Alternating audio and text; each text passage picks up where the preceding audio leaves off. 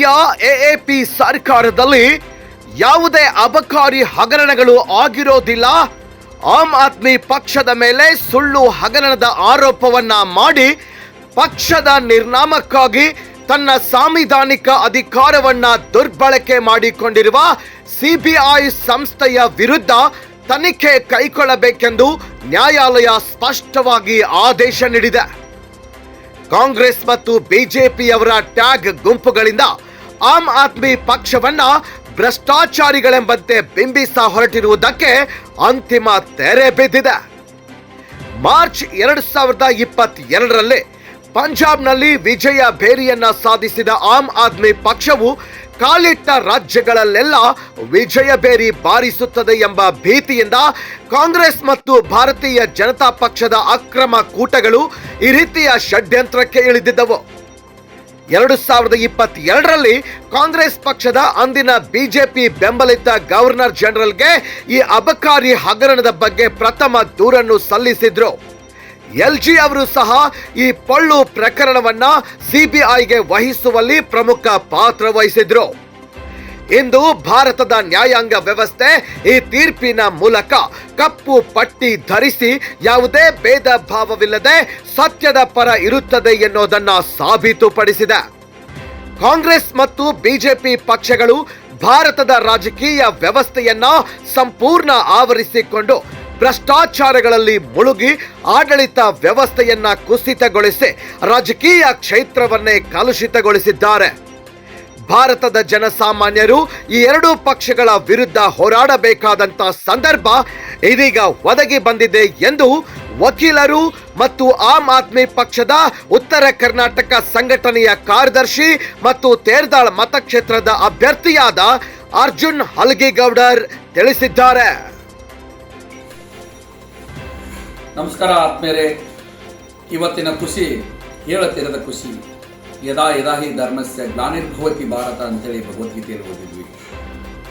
ಸ್ವಾತಂತ್ರ್ಯ ಕಳೆದ 75 ವರ್ಷಗಳು ಕೂಡ ಕಳಂಕಿತ ರಾಜಕಾರಣಿಗಳನ್ನು ನೋಡಿ 2009ರಲ್ಲಿ ಆರಂಭವಾದ ಇಂಡಿಯಾ ಅಗೇನ್ಸ್ಟ್ ಕರಪ್ಷನ್ನಿಂದ ಸಮುದ್ರ ಮಂಥನದಲ್ಲಿ ಯಾವ ರೀತಿ ಅಮೃತವನ್ನು ತೆಗೆದರೋ ಆ ರೀತಿ ದೇಶಕ್ಕೆ ಒಂದು ಹೊಸ ಮಾದರಿಯನ್ನು ಅರವಿಂದ್ ಕೇಜ್ರಿವಾಲ್ 2012ರಲ್ಲಿ ಆಮ್ ಆದ್ಮಿ ಜನರಿಗೋಸ್ಕರ ಮಾಡಿದಂಥ ಒಂದು ಸಾಮಾನ್ಯರ ಕನಸನ್ನು ನನಸು ಮಾಡುವಂಥ ಒಂದು ಪಕ್ಷವನ್ನು ಕಟ್ಟಿ ದೆಹಲಿ, ಪಂಜಾಬ್, ಸದ್ಯ ಜಮ್ಮು, ಗೋವಾ, ಗುಜರಾತ್, ಇವತ್ತು ಪುದುಚೇರಿ 10 ಹಲವು ಕಡೆಗೆ ಪಕ್ಷವನ್ನು ಕಟ್ಟಿ ಬೆಳೆಸುತ್ತಿರುವಾಗ ಲಂಚಕೋರ ಪಕ್ಷಗಳು ಸೇರಿ ಎಲ್ಲವೂ ಕೂಡ ಕುತಂತ್ರ ಮಾಡಿ ತಮ್ಮಲ್ಲಿರೋ ಹಣವನ್ನು ದುರುಪಯೋಗ ಮಾಡಿಕೊಂಡು ಆಮ್ ಆದ್ಮಿ ಪಕ್ಷ ಕೂಡ ಲಂಚಕೋರ ಅನ್ನೋಂಥ ಒಂದು ಕಳಂಕವನ್ನು ತಂದು 2022ರಲ್ಲಿ ತಮ್ಮದೇ ಆದಂಥ ಬಿಜೆಪಿ ಬೆಂಬಲಿತ ರಾಜ್ಯಪಾಲರನ್ನು ಇಟ್ಟುಕೊಂಡು ಒಂದು ಫಿರ್ಯಾದಿಯನ್ನು ಕೊಟ್ಟು CID ತನಿಖೆ ಕೊಡ್ತಾರೆ. ಆ ನಂತರ ಅರವಿಂದ್ ಕೇಜ್ರಿವಾಲ್, ಮನೀಶ್ ಸಿಸೋಡಿಯಾ ಹಾಗಂತ ಮನೋಜ್ ಕುಮಾರ್ ಜೈನ್ 10 ಹಲವಾರು ನಾಯಕರನ್ನ ಜೈಲಿಗೆ ಅಟ್ಟಿ ಆಮ್ ಆದ್ಮಿ ಕೂಡ ಲಂಚಕೋರ ಪಕ್ಷ ಅನ್ನೋದನ್ನು ಪುರಾವೆ ಸಹಿತ ಮಾಡಲಿಕ್ಕೆ ಜನರ ಮನಸ್ಸಿಗೆ ಒಂದು ಮಂಕು ಕವಿದ ವಾತಾವರಣ ನಿರ್ಮಾಣ ಮಾಡಿ ಕುತಂತ್ರದಿಂದ 2025ರಲ್ಲಿ ನಡೆದ ದೆಹಲಿ ಚುನಾವಣೆ ಕೂಡ ಗೆಲ್ತಾರೆ. ನಾವು ಹೇಳ್ತೀವಿ ಆಮ್ ಆದ್ಮಿ ಪಕ್ಷದವರು ಸತ್ಯ ಹರಿಶ್ಚಂದ್ರ ಸ್ಮಶಾನಕ್ಕಾದರೂ ಕೂಡ ತನ್ನ ಸತ್ಯವನ್ನು ಬಿಡಲಿಲ್ಲ ಅನ್ನೋದನ್ನು ಅರವಿಂದ್ ಕೇಜ್ರಿವಾಲ್ ಇವತ್ತು ಇಡೀ ದೇಶದ ಜನತೆಗೆ ಒಂದು ಸಾಕ್ಷಿ ಸಮೇತ ಇವತ್ತು ಉದಾಹರಣೆಯಾಗಿದ್ದಾರೆ. ಏಕೆಂದರೆ ದೆಹಲಿ ಹೈಕೋರ್ಟ್, ಇವತ್ತು ಸುಪ್ರೀಂ ಕೋರ್ಟ್ ಇವತ್ತು ಸ್ಪಷ್ಟವಾಗಿ ಹೇಳಿದೆ, CBIದವರ ಮೇಲೆ ನ್ಯಾಯಾಂಗ ತನಿಖೆ ಆಗಲಿ, ಅರವಿಂದ್ ಕೇಜ್ರಿವಾಲ್ ಆಮ್ ಆದ್ಮಿ ಪಕ್ಷದವರು ಯಾರು ಕೂಡ ಲಂಚ ತಿಂದಿಲ್ಲ, ಈ ಪ್ರಕರಣದಲ್ಲಿ ಯಾರು ಕೂಡ ಆರೋಪಿತರಲ್ಲ, ಸಂಪೂರ್ಣವಾಗಿ ಖುಲಾಸೆ ಮಾಡಿದೆ. ಇವತ್ತು ಆಮ್ ಆದ್ಮಿ ಪಕ್ಷ ಅಷ್ಟೇ ವಿಜೃಂಭಣೆಯಿಂದ ಸಂಭ್ರಮ ಆಚರಣೆ ಮಾಡ್ತಾ ಇಲ್ಲ, ಇಡೀ ರಾಜ್ಯ, ಇಡೀ ದೇಶ, ಇಡೀ ಸಾಮಾನ್ಯ ಜನತೆ, ಇಡೀ ಬಡ ಜನತೆ, ನೌಕರಶಾಹಿ ವರ್ಗ ಎಲ್ಲ ವರ್ಗ ಕೂಡ ದೇಶದ 95% ಜನ ಇವತ್ತು ಸಂಭ್ರಮದ ಖುಷಿಯಲ್ಲಿದ್ದಾರೆ.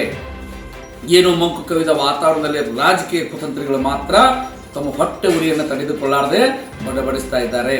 ನಾನು ಹೇಳ್ತೀನಿ, ಇಡೀ ದೇಶದಲ್ಲಿ ಸತ್ಯಕ್ಕೆ ಜಯ ಇದೆ ಅನ್ನೋದನ್ನ ಇವತ್ತು ನಮ್ಮ ನ್ಯಾಯಾಂಗ ಇಲಾಖೆ ಘನತೆ ಬೆತ್ತ ನ್ಯಾಯಾಧೀಶರು ಮತ್ತೊಮ್ಮೆ ಪ್ರೂವ್ ಮಾಡಿದ್ದಾರೆ.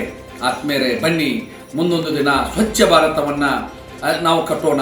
ಇಡೀ ದೇಶದಲ್ಲಿ ಸಾಮಾನ್ಯರ ಆಡಳಿತವನ್ನ, ಸ್ವಚ್ಛ ಆಡಳಿತವನ್ನ, ಹಣವಿಲ್ಲದೆ ಚುನಾವಣೆ ಮಾಡುವಂಥ ಒಂದು ಯೋಚನೆಯನ್ನ, ಒಂದು ವಿಚಾರವನ್ನ ಮಾಡೋಣ. ದಯವಿಟ್ಟು ಇವತ್ತಿನ ಸಂಭ್ರಮಾಚರಣೆಗೆ ಇಡೀ ದೇಶಕ್ಕೆ, ಭಾರತ ಮಾತೆಗೆ, ಕರ್ನಾಟಕ ಮಾತೆಗೆ, ಪಾರದರ್ಶಕ ಆಡಳಿತ ನೀಡುವಂಥ ಕಟ್ಟ ಕಡೆಯ ಸಮಾಜದ ವ್ಯಕ್ತಿಗೆ ಕೂಡ ನಾವು ಜೈ ಹೇಳ್ತಾ ಇವತ್ತಿನ ದಿವಸ ಸಂಭ್ರಮಾಚರಣೆ ಮಾಡೋಣ ಅಂತ ಹೇಳ್ತೀನಿ. ನಮಸ್ಕಾರ. ನಿಮ್ಮೆಲ್ಲರ ನೆಚ್ಚಿನ Arjun Huggigowda. Bureau report, Garuda Bhete Kannada news.